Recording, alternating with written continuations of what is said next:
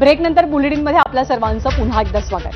प्रकाश आंबेडकरांनी आंदोलनकर्त्यांना एक सल्ला दिला आणि त्याच संदर्भातली बातमी आता बघणार आहोत। ज्या वेळेला आंदोलन होतात, शेतकरी आंदोलन करतात, बेरोजगार आंदोलन करतात, तेव्हा अनेक ठिकाणी अधिकाऱ्यांच्या गाड्या फोडल्या जातात।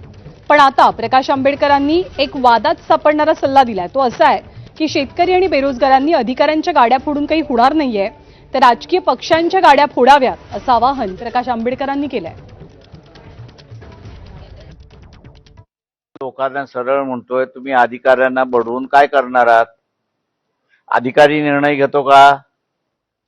अधिकारी निर्णयाची अंमलबजावणी करतो। बेरोजगार जो आहे की त्याच्या हाताला काम मिळालं नाही, त्यांनी अधिकाऱ्यांना बडवण्याच्या ऐवजी निर्णय घेणारा कोण इथला?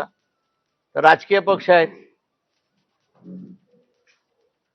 जे नेपाळमध्ये घडलं, जे लडाखमध्ये घडलं, इथल्या तरुणाने जर महाराष्ट्रामध्ये घडवलं तर परिस्थिती सुधारेल, त्याच्या हाताला काम मिळेल।